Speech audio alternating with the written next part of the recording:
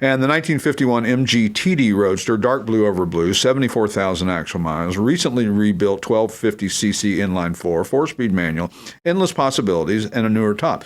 What do we mean when we say endless possibilities? It means it might need some work, right? It needs a few things to be done, and there's just, you can go in whatever direction. You can just drive it and enjoy it and not worry about it, and if it gets a ding or a scratch or something, it's not the end of the world. Or you can take it up to the next level, or you can go to the top level and make it a concours quality restoration. It's exactly all up to you.